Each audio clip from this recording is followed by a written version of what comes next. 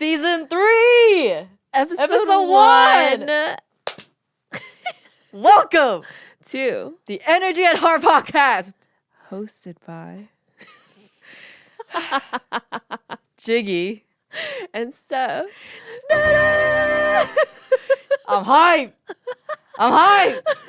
Yo, during the moment season 2 ended, life has been lifing. Man, Yes. coming in with a lot of energy. And heart. Yes. Before we get started, Steph has a story to share. Oh, wait, no, we should thank... Oh, yeah. Oh, shit. You know what? My bad. Yeah. Before we get started Yeah. with the story that Steph has to share. Yes. First of all, we would love to thank our supporters Yes. who have donated. Over 100 bobas. Yeah, just bobas. We created a Buy Me a Coffee page, but I wanted to name it Bobas because Steph actually doesn't drink coffee. So, but we both drink boba. So I called it Buy Me a Boba.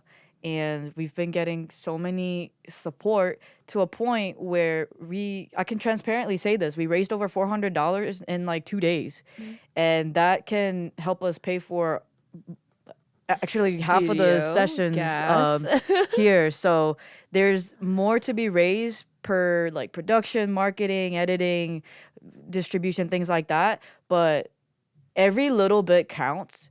It just takes shit off our plates. Like it's just little things that all matter and make things possible. And so we really appreciate it. Yes. Very exciting. I really like my new favorite thing is getting an email. This is like, oh, this person bought like 5 bobas. I'm like, ooh. Yes, it helps us produce the best possible content. We trying to be viral, so. Can you Trying to imagine take us over. viral? Yes, I can. Because it's happening. It's slowly but surely happening. Steph is also blowing up. It actually did the other night. My friend messaged me. Was just like, yo, my other friend sent me your podcast, and I was like, what? Like, what did they send you? And she's like, they sent me this reel, and I was like, it's the one reel that I posted on Instagram. But it has how many views? Oh, it has almost 10K views. Let's go. There's a lot of people. There's a lot of people who saved it too. Yeah. You know what I'm saying? Oh, you saved my voice. That's so sweet. So we just killing hustle culture out here. People are getting with the program. Yes. And we still out here killing it. So thank you for the support, and let's keep it going. Yes. So now for Steph's story, which I personally believe is better than the gas story. Okay, Comment below if you believe this is on some juicy shit. To be honest, this is different. Okay, it's for the star friends. Okay, so for those of you who are into astrology, you're probably familiar with the Saturn Return. So the Saturn Return, I can't explain the astrology, but basically like Saturn returns to the same place in its orbit, like about between like 27 to like 31 years. So typically people go through their Saturn return between 27 and 20. I know I lost you already, Jiggy. No, I know this now because I told you. But yeah, so this whole time I thought I was you gotta okay, for the non-star friends, like tell them what Saturn return is. Like Saturn, like during your Saturn return, a lot of things get like really clear. So basically think about like the first part of like your life, like all the lessons are like integrating basically during this time. It's typically tumultuous and kind of like a lot like rocky. Rocky. So like you basically like wrapped up your Saturn return in the last and I thought I was like in the same Saturn return like time period, but I found out 3 days ago, shout out to Megan who like did all the research for me.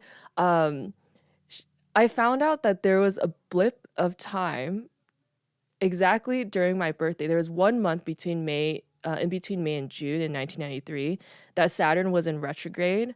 And because Saturn was in retrograde, basically my Saturn return started later, which means that I just started my Saturn return this week instead of 2.5 years ago, which I thought I was experiencing.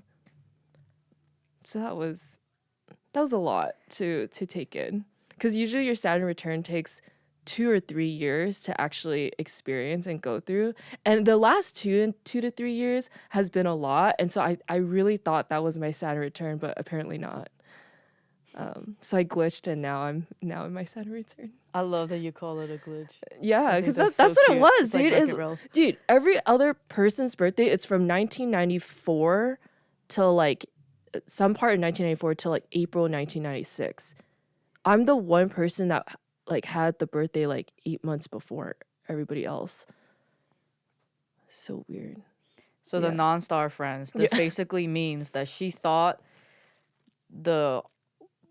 one of the hardest parts of her life is over. But no, it's like, and the past, few years have really been like really roller coastery. And what I learned about Saturn Return is like, yes, it doesn't always have to look super challenging. It's not hardship. I first perceived it as like, oh, so your life is shit for 3 years. That's how I heard it. Yeah. But they're like, no, not necessarily. It just means that you learn so much about yourself. And I'm like, so your life is shit for 3 years. But basically, it's not from that angle. But she thought that it was over, but it's actually just starting, and she's gonna go through it for 3 years. Yeah, see you in 2025 when we're in season 8. But speaking of like getting to know yourself more, and what I'm hearing is that like Saturn Return is truly like stepping into your power and like really becoming who you're supposed to be. Wow, life. It's just the theme of becoming again. We ended the last season with like we're just becoming, and I'm just like we're stepping in. Okay. And so today's episode is Steph stepping in to something, stepping in to something, and we're going to start a like 3-part series called 3 parts. Put a big like. Whoa. CEOWoes. That sounds so sad. CEOWoes. And basically, it's the stories of being CEO, because I think that culture, society want to make it all glamorous about being entrepreneurs and CEOs and stuff like that, but there are so many. I know like all these motivational videos too always talk about like how hard it is and how lonely it is and yada yada, but there's also like sad parts too, and in a very like I think we want to explore it in a very human way versus like, oh, we're just self-made and we're lone wolves and we gotta go through it alone, that kind of shit. But how does it actually feel lonely sometimes? So this is me introducing you. I have a feeling that no one's going to be surprised by this. They're going to be like, we already thought that you were this. But basically, Steph, recently, like, as of last week or 2 weeks ago. Like a month, like a couple weeks. But like you announced it recently. Oh, yeah, like a couple weeks. Steph is CEO now. She is now CEO of RBTL. So remember the program that we talk about every single day, every single episode? She just now became CEO. Yes. So for those of you who are wondering, the fuck? I thought you were CEO this entire time. Well, what happened? Yeah, that's a great question. And before we jump into that, I love the idea of CEOWoes because I think there's so much to the experience of leading a company and being, I guess like founder too, that I feel like isn't talked about a lot. And so, yeah, I'm just really excited to like bring, like you said, like bring the humanness into the experience and sort of let people in on what's like actually happening behind the scenes. I think Jiggy and I try really hard to not hide things. And I don't think we try hard. I think it's actually really fucking easy. It's just we can just fucking tell you everything. Well, okay, that's true. I mean, that's why we get along. We share most things, and so we're just continuing that. But yeah, so the story is that I've always been in the formally in the position of COO at RBTL and also in my previous company, but there's been a lot of things that I've done and the things that I've led that are actually more fitting, I think, to it underneath the role of CEO. And so Norman, my co-founder for RBTL, and I have been actually talking about this since last February, like February 2022, like is when we actually started having these conversations, really difficult conversations about what it would look like for us to like really be honest about like where our strengths like lie. And so I say this because I think these types of transitions are actually really massive and really big, but a lot of people don't actually know what it takes to actually like really smoothly have this transition the way that Norman and I have. So yeah, I just want to shout out like Norman in the podcast because he's the one that taught me how to have difficult conversations, how to go in and, you know, allow for all the emotions to sort of like show up. And there was a lot, like there's a lot of, for me, a lot of like confusion, I think, like doing things that was in a different role but not being like in the right role. And I'm sure that people who are listening to this can understand, because it doesn't matter if you're CEO or CEO. I'm talking about like anyone in a role that you're just like, oh wait, I'm actually like doing stuff that's beyond the job description. Like I think everyone can like relate to that. Everyone nodding right now. Yeah. And so it's like that kind of feeling where you start to realize like, I'm doing like way beyond my job, and like what is this feeling that's like coming up? And so for me it was a mix of things, you know. There was some like resentment, there was some like confusion, there was a lot of like also like fear, because I was just like, oh my gosh, like what would happen if I actually brought this up, and like would it offend, or like would it make my partner like mad at me, or like does it feel like I'm power hungry and stuff like that. And so when I had initially brought all of this up, I think it was very scary to enter this conversation, because I never, I think, want what I'm saying to like diminish somebody else's work. And something that Norman really emphasized in our conversations is just like, that is actually like, you know, your truth. Like you are working beyond your job description. That does not take away from what I have like contributed. Right. And so I think in these types of conversations, there's so much room for misunderstanding. There's so much room for like hurt. There's so much room for like a lot of really hard things to come up, and people's egos essentially potentially being stepped on. But I really give Norman and I a lot of credit for being able to have honest, transparent conversations. We cried a lot throughout the past years, like multiple conversations.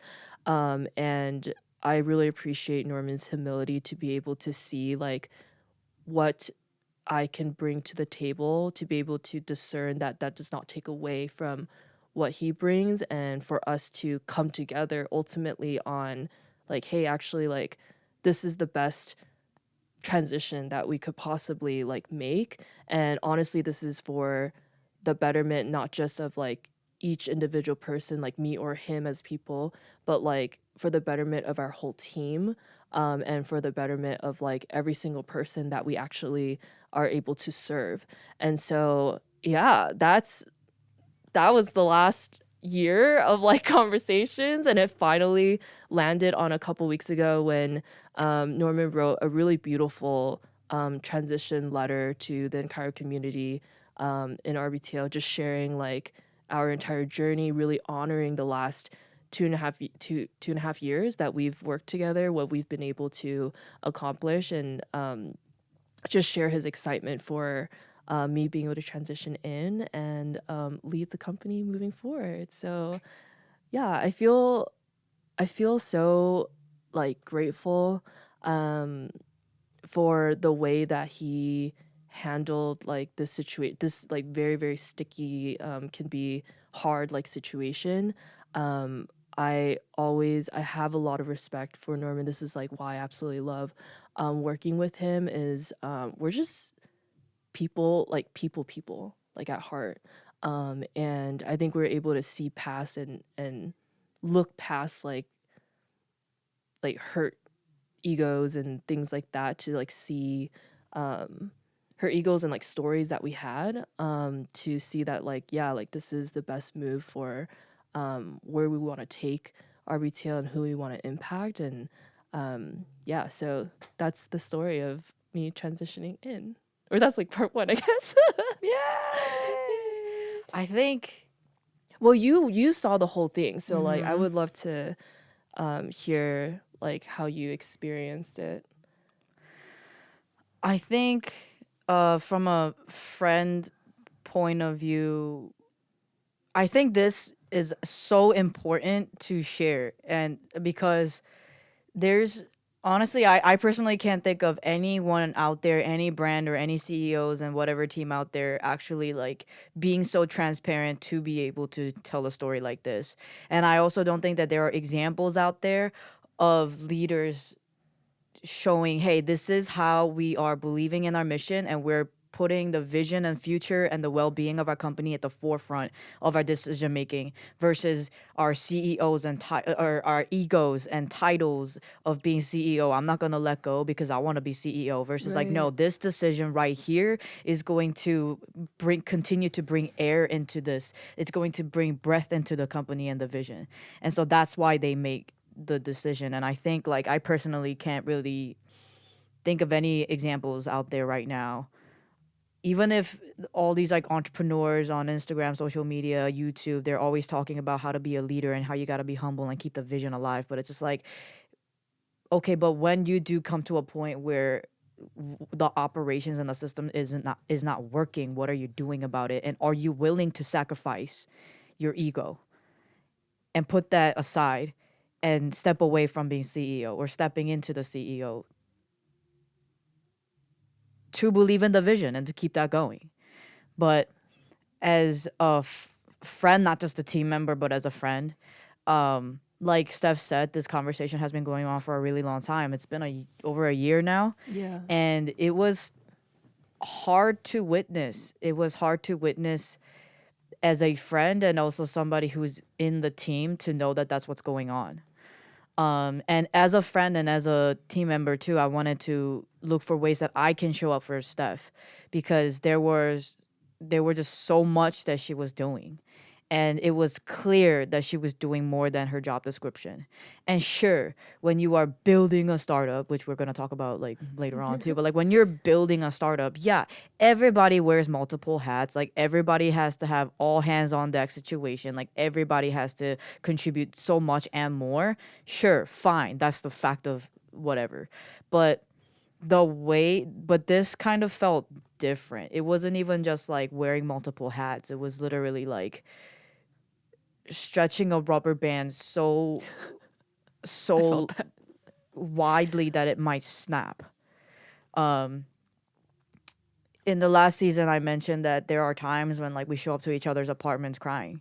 I remember one time I showed up to Steph's apartment to go somewhere, and before she was like, "Before we leave, can you give me a hug? It's been a really hard day." And so I was like, we never hug. Wow, not me wanting to cry remembering that. Like, so I gave her a hug, and I gave her a hug, and all of a sudden she started crying, and that's really rare too. Like I think that was the first time that Steph like cried while I was holding her, and I was like, oh shit, something's going down. So instead of leaving, we just like talked, and she just like let everything out, and it was just getting really hard, and it sounded like a lot of the conversations were repetitive, which is also so exhausting and draining.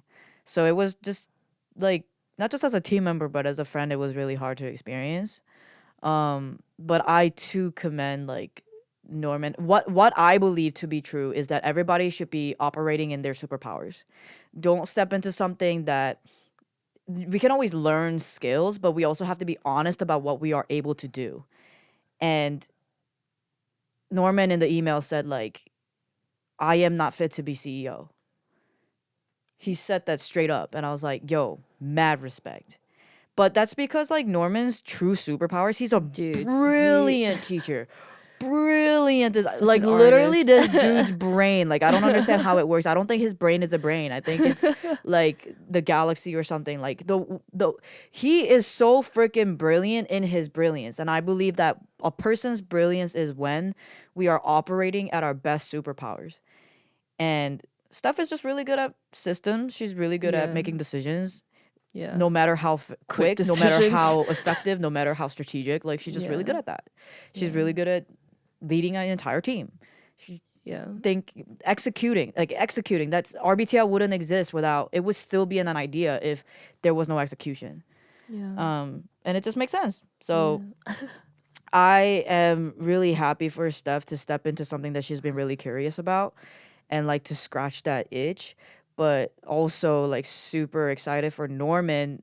I'm excited for him that he just gets to focus on like what he loves to do now because like it's already you can see it on like social media and stuff. Like I feel the excitement on his Slack messages. Like I'm allowing myself to be silly, and I'm like, yes, Norman, let yourself be silly. I love that. Yeah. So I'm excited for like this new chapter of RBTL. Thank you. Yeah, I just respect the both of you a lot for also being so transparent with that email. That email, like, we need to show them. Yeah, I that feel email just was add like a link. that email can win a Nobel Prize. It can actually change the world. No, yeah, we received a lot of, I'm gonna give Norman full credit for like writing this because he, like, I had actually told him like, hey, just let the team know we're transitioning. It's like, NBD, like very me, like it's no big deal. And he's just like, Steph, I refuse to do that. Like, I need to sit with all of this and I want to really honor like your journey, my journey, and like this transition. So please let me write this. Like, please give me some time to like actually create something. And like, again, it just like really goes to show how like thoughtful like Norman really is about this whole process. And it was such a beautifully written like post, and we received so many emails from people like literally saying like, I literally forwarded this to like so many of my friends who are in the same situation.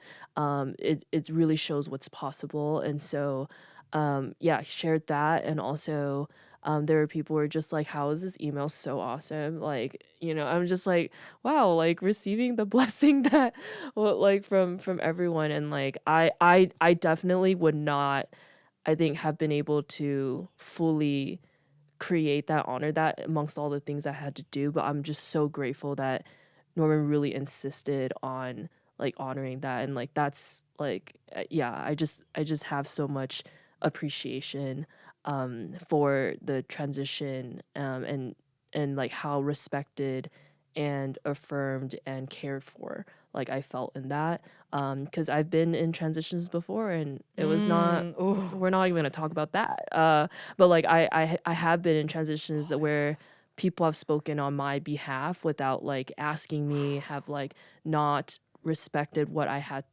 asked, and there's all of those things. And so like it to me it feels like it should be common sense that you would do this, but like it's not. And so just having Norman just do that was really significant for my own healing from like my past like working relationships. So I just got so mad.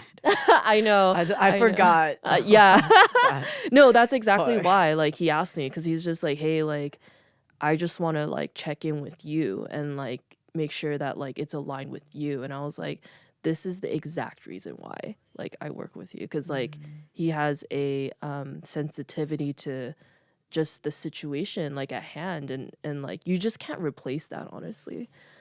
These things are truly just like people, human like skills, and looking beyond like, oh, this is this like company that we have or like this business that we have, but just like, let me just check in with you as like a person to make sure that this feels like good. And so, and that's what RBTL stands for, honestly. Like, I love that our leadership team embodies these things. Like, it's one thing when you're like teaching, like, how do you communicate? How do you connect? It's another thing when your team actually lives up to and lives by what we actually teach and preach. So, yeah. Yeah, like Norman, I love that Norman took that intentional time to write the email too, because it's also honoring him, because like Yeah, RBTL is not only Steph's baby, it's Norman's baby too. truly Like he's Norman's the been wanting, originator. yeah, he Yeah. came up with this idea, this whole program, like years, like when we met Yeah. him, and that Yeah. was even before that. So commending him for, man, I'm just like stepping into just like, yo, being a leader doesn't mean that you're CEO. Yes. Okay. Yes. Oh my God, we're gonna get into this right now. 5 minutes left.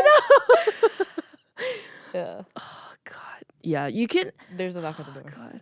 Let's see. Oh.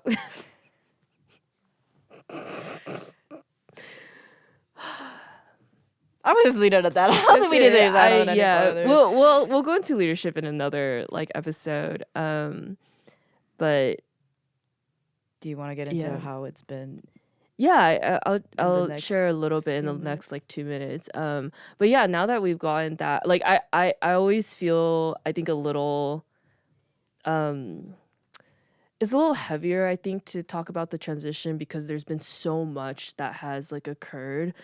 But now that we are like, we've been in this, like I've been in the role of CEO for the last couple of weeks, it's been incredible. I just feel really aligned, and because I feel aligned in what I'm supposed to be doing, I feel very free. And so I think one of the greatest experiences that I've had, it's just like when you are CEO, you are leading, and there's something about that like feels very at home for me versus like very scary. I think there are moments where it's like, oh shit, this is a lot of responsibility. But at the same time, like, I think it comes very naturally to me to like think about everyone, figure out what's best. Like that's what I'm always thinking about, is like, how do I put people in the right places to like reach our goals? And I think one of the most exciting things in the past couple of weeks is like hearing from people, like, yeah, like I feel like I'm in the right place. Like hearing from Norman, like I feel really good about where I'm at. Like I feel like my skills are being used. I feel like I have spaciousness. Like it's not like the burnt out feeling that we used to have before. So like that's really, really awesome. And also, oh my God, we hired a ops person. Sales. Oh my God, sales. Okay, we also hired new character. We also hired an operations online business manager, basically, for RBTL as well. So like she's been incredible too, and she's like in the right spots. Same with our social media manager, Megan. So it's just and Jono. It just like wait.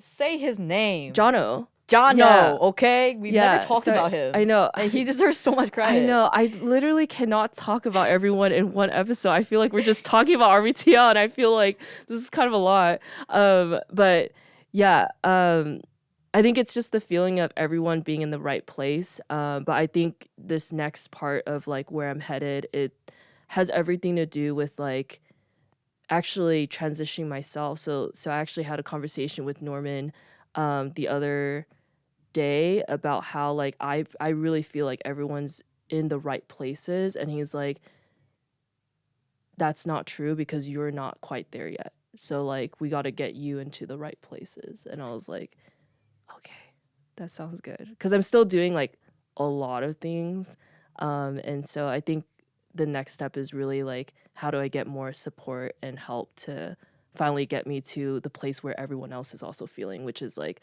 I feel like good where I'm at. So yeah. I feel like I have to honor all my team members at some point during this thing. But yeah. There was a part that you've told me about transitioning into CEO role, like the hardships of it. But do you want to share that? It's such a good piece that I would love to have like a full episode about it. Yeah. We can talk about that in a different episode. I think I just feel really I don't know how I feel right now. Like, oh my gosh, I just spent the whole time talking, and I feel really weird about that. What's the temperature check? Yeah, that was temperature. I was like, oh my God, there's so much tension on me. Like I can't deal with this. Okay, well, All right, we can end here, but for the next episode, maybe we can talk about it then. Yes. Because, like, I think that's also important, too. That I know this bitch just said that, like, yeah, it feels natural to step into the CEO role. That ain't what she said in the car. I mean, no, it is. No, I didn't mention this. It does feel natural, but there is a lot that comes with this. I just can't really go into all the details here. In 30 minutes. Yeah. But I think it's important to talk about because I think it's so real, and I don't ever want everybody to think that like we're ever perfect and like Yes. Because I think that that's what all the CEOs do. Like, yeah, I'm meant for this. I'm supposed to be a leader. Like, you can't teach leadership. Like, you gotta be one. You gotta be born with it. Like, You definitely learn. I hate that shit. So through mistakes. Okay, well, hey, that's great. Like, you got a new episode to look forward to, and the next one too. Yay! Part 1 of CEOWoes. Any last thoughts? Honestly, I just feel very this feels very foreign to me to be speaking the most of the episode. This is very new to me. And so I think it just Saturn Return. Just somebody take the light off. Well, I'm excited for the new season because I think that we're stepping into like it's different. It feels different. A new realm of our careers and ourselves and our self-discovery and like stepping into the power of what we're capable of. And I do see the podcast as like a platform to learn and develop ourselves too. And for Steph, like we were actually just talking about like her voice projection, and that's honestly a part of like speech and delivery too. And for her to get used to talking, because honestly, I foresee that this bitch one day will have a show of her own, or she'll be invited into like panels and speaking on stage. And oh my god. This is how she's gonna learn. So, yes. Thank you for encouraging my growth. Yeah, I appreciate you. Thank you for giving me time and space to share. All right, y'all. See you next time. Do we say the season 3 episode? No. Oh, we just do that. Do we? Kev, do you remember? No, I think this is just to end. Oh, I thought we say. Oh, okay. Why don't you know so much? Okay. No, I think we just clap and that's it. Why do I remember something different? Because in the beginning we do it. What the fuck? Am I just... Dude, it's been way too long.